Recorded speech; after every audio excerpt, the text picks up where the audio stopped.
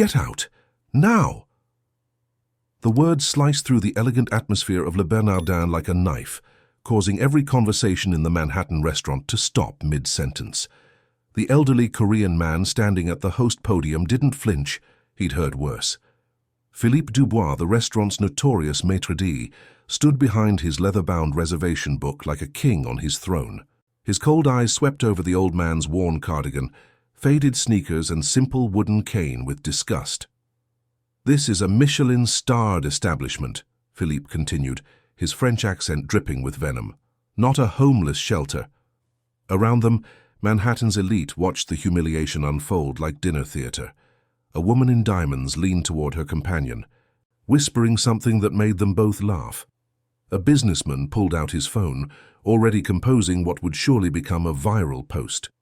The elderly man's weathered hands tightened on his cane. At 85, Jack Chan had built a metallurgy empire worth $3 billion. But tonight, dressed in his father's old clothes, he was just another disposable old man to these people. That's when Angela Stone slammed her tray down so hard that every piece of china rattled. "What the hell is wrong with you people?" The silence that followed Angela's outburst was deafening.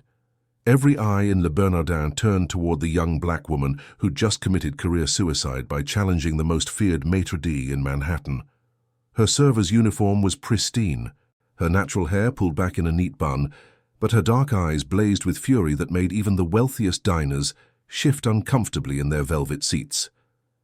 Angela Stone had grown up in the Bronx, where respect was earned through character, not bank accounts. At 28, she possessed the kind of inner strength that came from facing adversity head-on, the resilience that developed when life gave you no choice but to be tough. She'd been working at Le Bernardin for 6 months, enduring the casual condescension of wealthy patrons and the rigid hierarchy of fine dining, all while battling the cardiomyopathy that had plagued her since childhood. The irregular rhythms, the shortness of breath, the dizzy spells that forced her to grip tables for support. She'd learned to hide it all behind a mask of professional competence. But watching this elderly man being humiliated for the crime of existing, while poor, had triggered something deeper than her damaged heart could contain. "Sir," she said, turning to Jack with the kind of genuine respect that Philippe had never shown him, "would you like to sit at my station? I have a beautiful table by the window with a perfect view of the city." Philippe's face turned an alarming shade of purple, his carefully maintained composure cracking like a facade. "Miss Stone, you are fired. Effective immediately. Security!" "For what?" Angela shot back, her voice carrying across the restaurant with the force of righteous indignation. "For treating a customer with basic human dignity. For doing my job while you play dress-up as some kind of French aristocrat who thinks he's better than everyone else." Jack studied her with sharp, intelligent eyes that had spent decades reading people, understanding their motivations, seeing through their masks to their true character. There was something about the way she carried herself, despite her modest circumstances and the obvious stress of her confrontation with Philippe, that reminded him powerfully of another act of selfless courage 50 years ago in a Pittsburgh steel foundry. "You don't have to do this," he said softly, his voice carrying the weight of someone who'd seen too much cruelty in his long life. "I can leave. I don't want you to lose your job because of me." "No," Angela said firmly, her heart hammering against her ribs in that irregular rhythm she'd learned to live with. "You shouldn't have to leave. This is America, not some medieval kingdom where people get judged by their clothes or their accent or how much money they appear to have." Edward Pemberton, the restaurant's general manager, appeared from the back office like a shark sensing blood in the water. His expensive suit and cold demeanor marked him as Philippe's superior in the hierarchy of cruelty, his expression suggesting he was more concerned about the disruption than any injustice being committed. "What's going on here?" Pemberton demanded, his eyes immediately focusing on Angela as the obvious source of the disturbance. "This waitress is causing a scene," Philippe said quickly, eager to deflect blame. "She's defending some vagrant who wandered in off the street and is disrupting our other guests' dining experience." "Miss Stone," Pemberton said coldly, his voice carrying the finality of someone accustomed to being obeyed without question, "you're terminated, effective immediately. Please remove your apron and leave the premises." "Fine," Angela replied, untying her apron with steady hands, despite the way her world was crumbling around her. Without this job, she couldn't afford her medications, let alone the surgery doctor. Jennifer Walsh had said was becoming increasingly urgent, but looking at the quiet dignity in Jack's eyes, she knew she'd made the right choice. The restaurant had become a theater of tension and barely controlled chaos. Some diners were recording the confrontation with their phones, others whispering furiously among themselves about the scene being caused by the help. A few looked genuinely ashamed of what they were witnessing, but none had the courage to speak up. Only Angela stood between this elderly man and the humiliation that awaited him outside. That's when the restaurant's front doors burst open with such force that the crystal chandeliers actually swayed from the sudden rush of air. Robert Choi strode through the entrance like an avenging angel, his expensive black suit and military bearing cutting through the restaurant's pretentious atmosphere like a blade through silk. Behind him came two other men in dark suits, their eyes scanning the dining room with the precision of Secret Service agents, their presence immediately shifting the power dynamic in the room. "Mr. Chan!" Robert called out, his voice carrying across the suddenly silent restaurant with unmistakable authority and respect. "Sir, we've been looking everywhere for you." The transformation in the room was instantaneous and devastating. Philippe's arrogant smirk vanished as if someone had slapped it off his face. Pemberton's complexion went from confident authority to ashen terror. The wealthy diners who'd been laughing and recording moments before now stared in growing horror as they began to piece together what was happening. "The board meeting was moved up," Robert continued, approaching Jack with obvious respect and concern.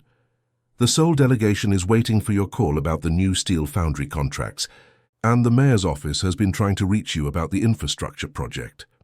Jack raised his hand slightly, a gesture so subtle that only someone who had worked with him for 20 years would recognize it as a command. "Robert, I'd like you to meet Miss Angela Stone. She just sacrificed her job to defend a stranger's dignity when no one else in this room had the courage to speak up." The pieces fell into place with devastating clarity. The vagrant they'd just humiliated was Jack Chan, the Korean-American metallurgy magnate whose steel had built half of Manhattan's skyline. Philippe dropped to his knees in the middle of the restaurant. "Mr. Chan, please, I didn't know. If I had known who you were—" "That's exactly the problem," Angela interjected. "You should treat everyone with respect, regardless of who they are." The black Mercedes S-Class that waited outside Le Bernardin was a mobile fortress, its bulletproof windows and discreet security features marking it as the vehicle of someone who lived in a different world entirely. Angela's eyes widened as she took in the luxury that surrounded her: hand-stitched leather seats, burled walnut trim, technology that could connect to any point on the globe at a moment's notice. "Where to, sir?"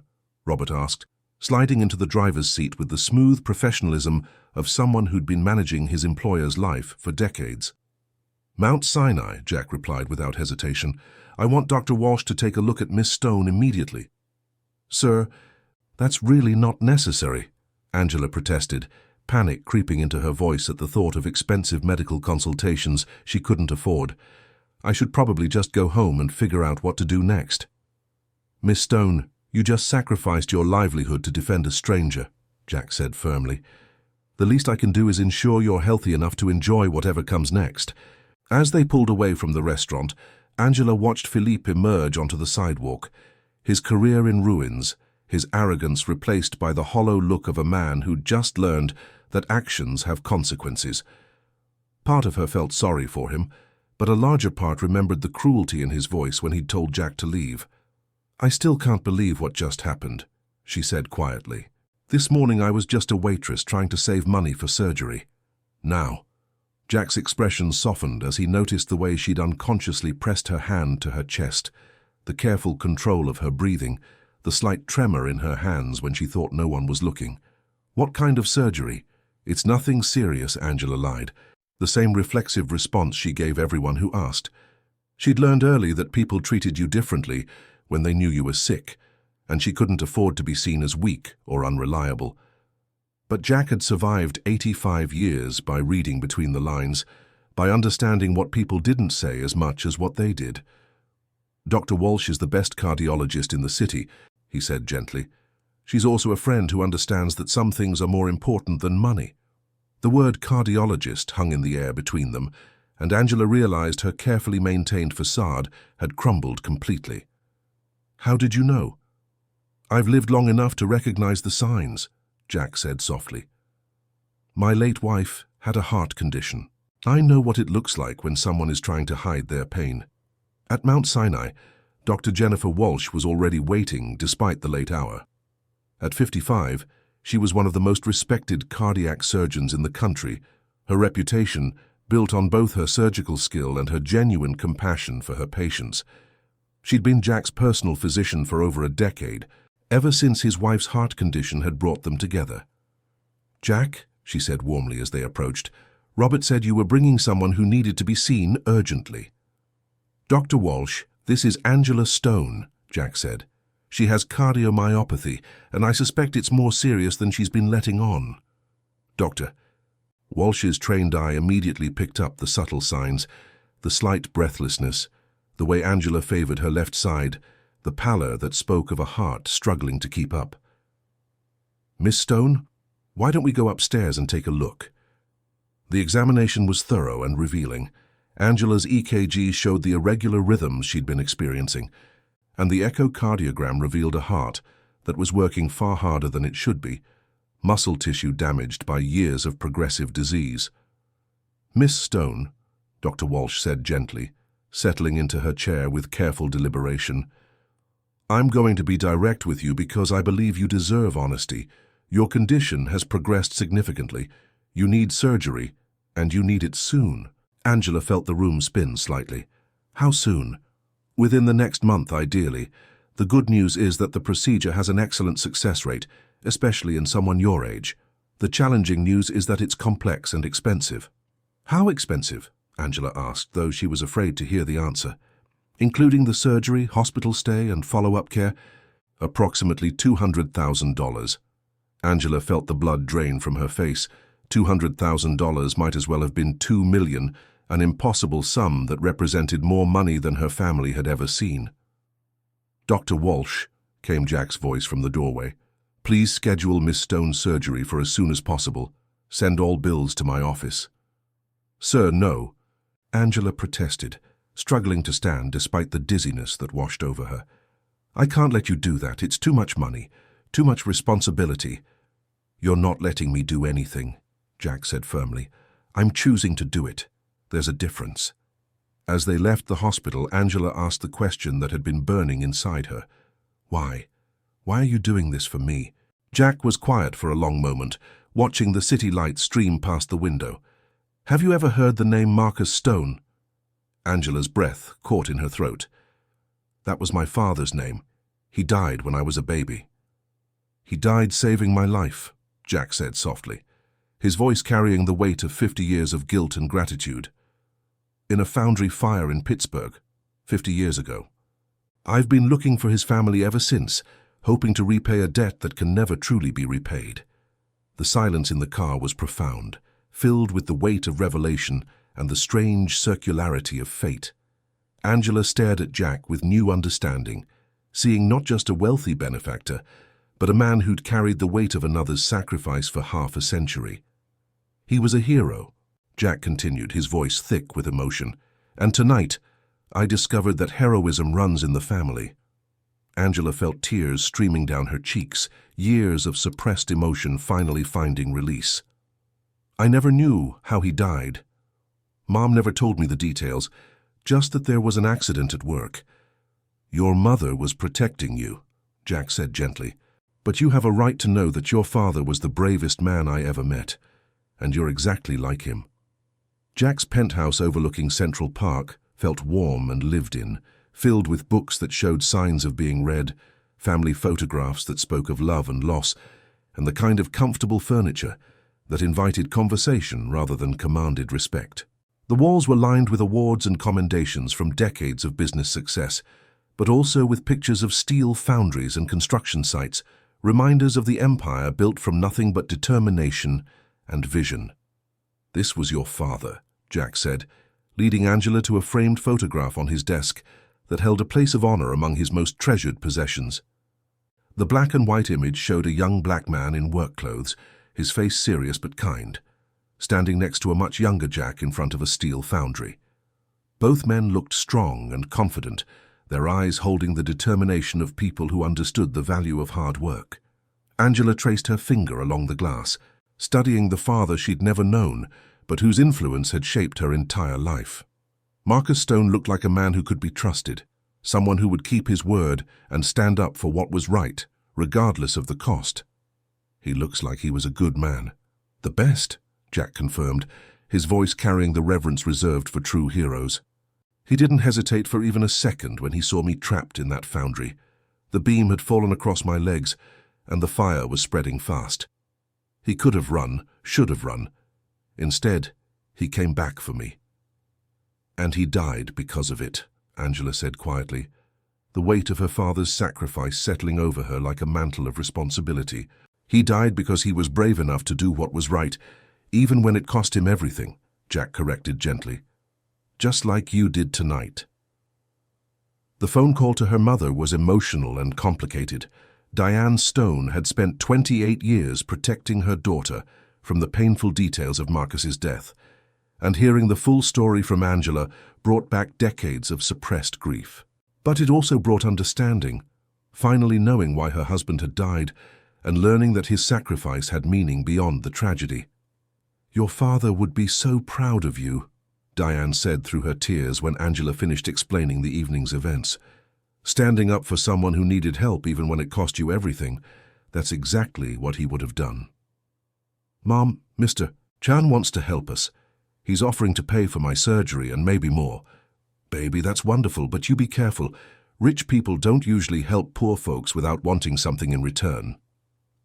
I don't think he's like that, Angela said, glancing at Jack, who was giving her privacy while remaining close enough to offer support. I think he's just trying to do right by Dad's memory. After the call, Angela found Jack in his study, surrounded by the tools of empire, computers displaying real-time market data, phones connected to steel foundries around the world, contracts worth millions of dollars. But he looked up from his work with the same gentle attention he'd shown her all evening. How did she take it? He asked. Hard, but good. She wants to meet you. I'd like that very much, Jack said sincerely. Your father talked about his family constantly during the months we worked together. He was so proud of his baby girl, so excited about watching you grow up. Angela felt fresh tears threatening. I wish I could have known him. You do know him, Jack said firmly. Every time you stand up for someone who can't defend themselves, every time you choose what's right over what's easy, that's Marcus Stone living on through you. The surgery was scheduled for the following Monday. Dr. Walsh explained the procedure in detail. They would repair the damaged muscle in Angela's heart and implant a device to regulate her rhythm, giving her the chance at a normal life she'd never dared hope for. The night before the operation, Angela sat in her small Bronx apartment, surrounded by the modest possessions that had defined her life until now. Her mother was staying over, both of them too nervous to sleep, talking about everything and nothing as the hours ticked by toward morning. You know what's funny? Angela said as they sat on the couch, sharing a cup of tea in the pre-dawn darkness. A week ago, my biggest worry was saving enough money for this surgery. Now I'm having it for free and I'm more scared than ever. That's because now you have something to lose, Diane said wisely. Before you were just trying to survive. Now you're thinking about living. What if something goes wrong? What if I don't wake up? Then you'll have died knowing you did the right thing, Diane said firmly, just like your father. But you're going to wake up, baby. You're going to wake up and have the life he always wanted for you. The surgery was a success, though more complex than originally planned. Midway through the procedure, Dr. Walsh discovered additional damage that required extensive repair. What should have been a 4-hour operation stretched to nearly 7, leaving Jack and Diane to pace the waiting room while anxiety gnawed at their nerves. She's strong, Diane said during one of their conversations. Gets that from her father. Marcus never backed down from anything, no matter how scared he was. Tell me about him, Jack said, grateful for the distraction from his worry. I only knew him for a few months, but I could tell he was special. Diane's face softened with memory. He was the kindest man I ever met. worked double shifts to save money for Angela's college fund, even though she was just a baby. Always said education was the one thing nobody could take away from her. When Dr. Walsh finally emerged from the operating room, exhaustion was written across her face, but her smile was genuine. The surgery was successful, more complex than we anticipated, but Angela came through beautifully. She'll be in recovery for the next few hours, but I expect a full recovery. Jack felt relief so profound it nearly brought him to his knees. When can we see her? She should be awake in about an hour. Fair warning, she'll be groggy and uncomfortable for the first day or two, but that's completely normal. When Angela finally opened her eyes, the first thing she saw was Jack's worried face hovering over her hospital bed. "How do you feel?" he asked gently. Angela tried to speak, but her throat was raw. After some ice chips, she managed to croak out, "Like I got hit by a truck, but alive." "More than alive," Dr. Walsh said with satisfaction. "Your heart rhythm is already more stable than it's been in years." 3 months after her surgery, Angela had returned to a semblance of normal life, though normal had taken on an entirely new meaning. Jack had insisted she not rush back to work, providing her with a generous stipend that allowed her to focus on recovery without financial stress. But during a routine follow-up appointment with Dr. Walsh, the news that would change everything came like a thunderbolt from a clear sky. "The surgery was successful," Dr. Walsh began, her expression more serious than usual as she reviewed Angela's latest test results. "The device is working perfectly, and your immediate recovery has been excellent. However, I'm seeing some concerning developments that we couldn't detect before the operation." Angela felt her newly repaired heart skip a beat. Whether from fear or the condition itself, she couldn't tell. "What kind of developments?" "Scarring and damage that suggests your cardiomyopathy is more advanced than we initially thought. The surgery has bought us time and improved your quality of life significantly, but I'm afraid it's not a permanent solution." Dr. Walsh paused, choosing her words carefully. "You're going to need a heart transplant, Angela, probably within the next 2 to 3 years." The words hung in the air like a death sentence. Angela had known her condition was serious, but the possibility of needing a transplant had seemed distant, theoretical. Now it was real and immediate, a ticking clock that would define the rest of her life. "How long do I have?" she asked quietly. "With proper care and monitoring, potentially several years before transplant becomes urgent. But we need to get you on the transplant list as soon as possible. The wait for a compatible heart can be lengthy, sometimes years." Jack, who had insisted on attending the appointment, leaned forward in his chair. "What can we do to improve her chances?" "The best thing we can do is maintain her current health while we wait for a donor. That means regular monitoring, medication compliance, and avoiding any activities that might strain her heart. But Mr. Chan, I have to be honest. Even with all our resources, finding a compatible donor is largely a matter of timing and luck." As they left the hospital, Angela felt the weight of her mortality settling over her like a shroud.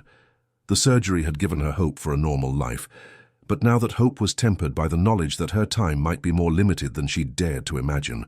"I want to do something meaningful," she said suddenly as they sat in Jack's car outside the medical center. "If I only have a few years, I want them to matter."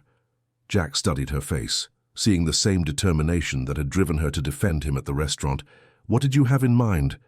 "I don't know yet, but my father saved your life and you've saved mine. There has to be a way to make that mean something bigger than just the two of us." Over the following weeks, as Angela processed the reality of her situation, she found herself spending more time at Jack's penthouse. He had become not just a benefactor, but a mentor, sharing stories of his business empire and the lessons he'd learned over decades of building something from nothing. "You know," Jack said one evening as they sat in his study, "I've been thinking about what you said, about wanting to do something meaningful. And I've spent 60 years building companies, Angela. I've made more money than I could spend in 10 lifetimes, but I've never had anyone to share it with, anyone to pass it on to who would understand its true value." Angela felt a flutter of anxiety. "Jack, what are you saying?" "I'm saying that your father gave me a gift 50 years ago, not just my life, but the opportunity to build something meaningful with it. And you've given me something I never thought I'd have again." "What's that?" "Hope, purpose. A reason to believe that what I've built can continue to matter after I'm gone. The conversation that followed would change both their lives forever. Jack outlined his vision, not just for Angela's medical care, but for her future. He spoke of business principles, of the responsibility that came with wealth, of the importance of using power to help others rather than simply accumulate more power. "I want to teach you everything I know," he said, "about business, about leadership, about what it means to carry the weight of other people's livelihoods. And when I'm gone, I want you to carry on what I've built." "Jack, I don't know anything about running a business empire." "Your father didn't know anything about steel foundries when he started working for me, but he learned. He had something more important than knowledge. He had character, and so do you." The months that followed were intensive and transformative. While Angela waited for news of a donor heart, Jack began her education in earnest. She learned about metallurgy, construction, international trade, and the complex web of relationships that kept a global business empire functioning. More importantly, she learned about leadership, how to make difficult decisions, how to balance profit with responsibility, how to earn the respect of people who had decades more experience. "The hardest part isn't the business side," Jack told her during one of their sessions. "The hardest part is understanding that every decision you make affects real people's lives. When you close a plant, families lose their income. When you expand into a new market, you create opportunities for others. That weight never gets easier to carry." Angela proved to be a quick learner, her natural intelligence and strong moral compass serving her well as she navigated the complexities of corporate leadership. But even as she threw herself into her studies, the reality of her medical situation was never far from her mind. It was during this period of learning and growth that Dr. Walsh called with news that would change everything once again. Angela was at Jack's office, reviewing quarterly reports from their Asian operations, when her phone rang. "Angela, I need you to get to the hospital immediately," Dr. Walsh said, her voice carefully controlled but tinged with excitement. "We have a potential donor match." Angela felt her world shift on its axis. After months on the transplant list, the possibility of a new heart had seemed increasingly remote. Now, suddenly, it was real and immediate. "What happens next?" she asked, her voice barely above a whisper. "We need to do final compatibility testing, but the preliminary results look very promising. If everything checks out, we could be doing the surgery tonight." Jack, who had been listening to the conversation, immediately sprang into action. "Robert," he called to his assistant, "cancel everything for the next week. We're going to the hospital." The next 18 hours passed in a blur of medical tests, consent forms, and preparation that felt both surreal and inevitable. The donor was a 25-year-old woman from California who had been declared brain dead after a car accident. Her family's decision to donate her organs would save multiple lives, but for Angela, it represented the difference between a future measured in years and one measured in decades. "Heart transplant surgery is significantly more complex than what you had before, Doctor," Walsh explained as they prepared for the operation. "The recovery will be longer, and you'll need to take immunosuppressive drugs for the rest of your life to prevent rejection, but if successful, you could have decades of normal life ahead of you." "And if it's not successful?" Angela asked, though she wasn't sure she wanted to hear the answer. "Then we'll have done everything we could, Doctor," Walsh replied honestly. "But I have every confidence in this procedure. You're young, you're strong, and you have the best surgical team in the country. More importantly, you have something to live for." As they wheeled Angela toward the operating room for the second time in less than a year, she caught Jack's hand. "If something happens to me," she said, "promise me you'll find someone else to carry on what we've been building. Don't let my father's sacrifice be wasted." "Nothing is going to happen to you," Jack said firmly, "but I promise, though I don't think I'll need to find anyone else, you're going to wake up from this surgery, and you're going to have the life your father always wanted for you." The surgery lasted 14 hours.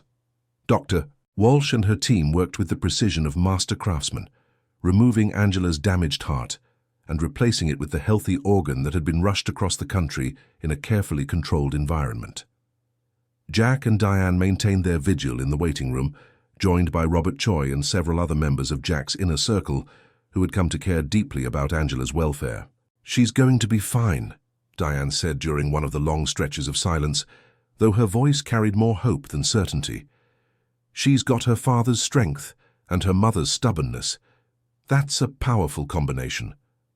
Jack found himself thinking about the strange circularity of life, how Marcus Stone's sacrifice 50 years ago had led to this moment, where his daughter lay fighting for her life so she could carry on the legacy that sacrifice had made possible. It was as if the universe had been orchestrating this convergence across decades, bringing together past and present in a way that defied coincidence. When Dr. Walsh finally emerged from the operating room, exhaustion was written across every line of her face, but her smile was radiant with triumph. "The surgery was a complete success," she announced. "Angela's new heart is beating strongly, and all her vital signs are stable. The organ was a perfect match, better than we could have hoped for." Jack felt a relief so profound it nearly brought him to his knees. "When can we see her?"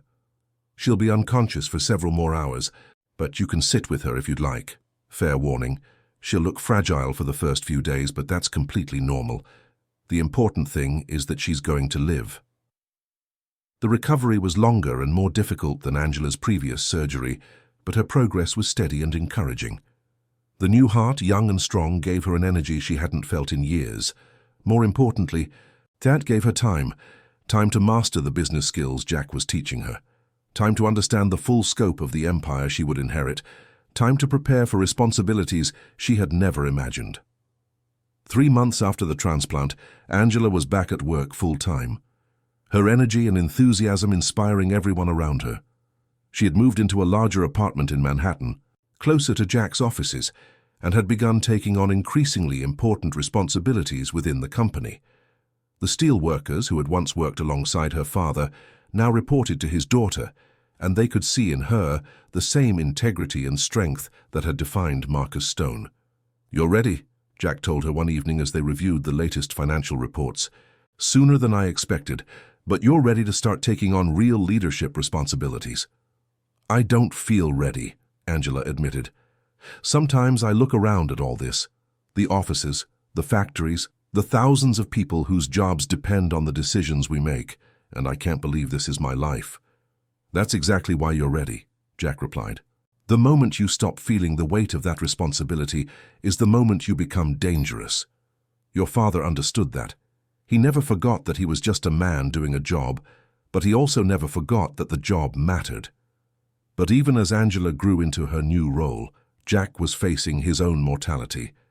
At 87, he was slowing down, though his mind remained as sharp as ever. He had begun the complex legal work necessary to transfer ownership of his empire to Angela, a process that involved not just financial arrangements, but careful consideration of how to maintain the company's culture and values. "There's something I need to tell you," Jack said one morning as they sat in his study, the Manhattan skyline stretching out before them. "Something I should have mentioned earlier, but I wanted to wait until you were strong enough to handle it." Angela felt a familiar flutter of anxiety. "What is it?" "I'm dying, Angela. Pancreatic cancer, diagnosed 6 months ago. The doctors say I have maybe 6 months left, possibly less." The words hit her like a physical blow. "Jack, no. There has to be treatment. Something we can do." "At my age, treatment would be more suffering than cure," Jack said calmly. "I've lived a full life, built something meaningful, and most importantly, I've been able to honor the debt I owe your father. But there are things we need to discuss before I'm gone." "I'm not ready to lose you," Angela said, tears streaming down her face. "I'm not ready to do this alone."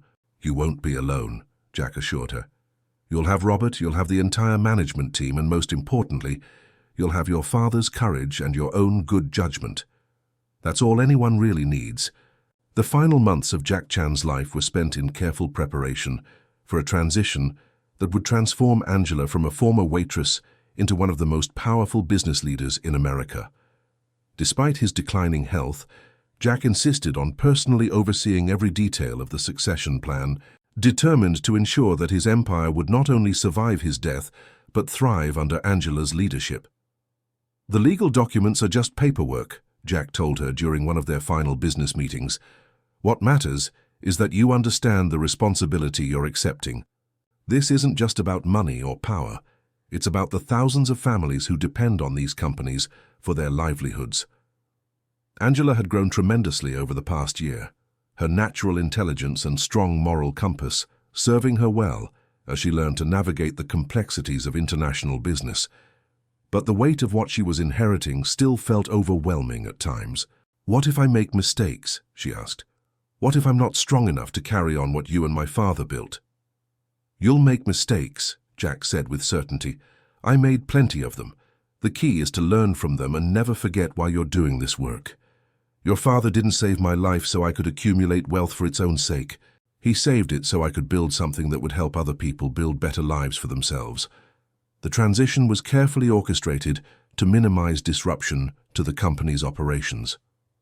Angela had already been working closely with the senior management team for months, earning their respect through her competence and her genuine concern for the welfare of the company's employees. When Jack's condition worsened and he could no longer come to the office regularly, Angela stepped seamlessly into his role. "She's got her father's heart," Robert Choi observed to Scott Taylor, Jack's chief operating officer, as they watched Angela conduct her first major board meeting. Different circumstances, same character, but it was during Jack's final weeks that he revealed the true scope of what he was leaving to Angela. Beyond the steel foundries and construction companies, beyond the real estate holdings and international investments, he had been quietly building something else, a legacy fund designed to support education and healthcare initiatives in underserved communities. "Your father saved one life 50 years ago," Jack explained from his hospital bed, his voice weak but his mind still sharp. "I want his sacrifice to save thousands more. This fund will be your tool to do that." The fund was worth over $500 million, carefully invested and structured to provide ongoing support for programs that aligned with Marcus Stone's values, helping people who worked hard but faced circumstances beyond their control. Angela would have complete discretion over how the money was used, but Jack had provided detailed guidelines based on their conversations over the past year. "I don't want this to be charity," Jack said. "I want it to be investment, in people, in communities, in the kind of future your father believed was possible for everyone willing to work for it." Jack Chan passed away on a quiet Tuesday morning in March, exactly 18 months after his first meeting with Angela at Le Bernardin. Angela was with him, holding his hand as his breathing gradually slowed and stopped. His last words were about her father. "Tell Marcus I kept my promise." The funeral was a testament to the lives Jack had touched over his 87 years. Business leaders, politicians, and celebrities filled the cathedral, but so did steelworkers, construction crews, and office staff, the people whose lives had been shaped by Jack's leadership and vision. Angela delivered the eulogy, her voice strong despite her grief. "Jack Chan spent 50 years trying to repay a debt that could never truly be repaid," she said. "But in the end, he did something better. He transformed that debt into opportunity. Every job created by his companies, every family supported by his vision, every life improved by his generosity, that's Jack's true monument." In the months that followed Jack's death, Angela faced the enormous challenge of proving herself as the leader of a global business empire. There were skeptics who questioned whether a young woman with no formal business education could successfully run companies that employed tens of thousands of people. But Angela had learned well from her mentor, and she had inherited more than just his wealth. She had inherited his understanding of what leadership truly meant. Her first major decision as CEO was to implement a comprehensive healthcare program for all company employees, ensuring that no worker would face the kind of medical crisis that had once threatened her own life. The program was expensive, but it sent a clear message about the values that would guide the company under her leadership. "My father died saving a life," Angela told the board of directors when some questioned the cost of the healthcare initiative. "Jack Chan lived to honor that sacrifice. I intend to do the same." 5 years after Jack's death, the companies under Angela's leadership had not only maintained their market position, but had become industry leaders in employee welfare and community investment. The Marcus Stone Legacy Fund had supported hundreds of educational and healthcare programs, providing opportunities for thousands of people who might otherwise have been forgotten by the system. Angela, now 33 and thriving with her transplanted heart, had grown into her role with a confidence that surprised even her. The shy waitress who'd once struggled to pay for basic medical care had become a respected voice in corporate leadership, known for her integrity and her commitment to using business success as a tool for social good. On the 5th anniversary of Jack's death, Angela stood in the cemetery where both he and her father were buried. Jack had arranged for Marcus Stone's remains to be moved to a place of honor beside his own future grave. She placed flowers on both headstones and spoke quietly to the two men who had shaped her life. "I kept the promise," she said simply. "Both of your promises. The companies are strong, the workers are protected, and people who need help are getting it. The debt is paid, not because it had to be, but because it was the right thing to do." As she walked away from the cemetery, Angela felt the weight of responsibility that would define the rest of her life. But it was a good weight, the kind that came from knowing that her work mattered, that her father's sacrifice had meaning, and that Jack's faith in her had been justified. The circle was complete, but the story would continue. In every life saved, every opportunity created, every act of courage inspired by the legacy of two men who had understood that true wealth was measured not in dollars but in the difference you made in other people's lives.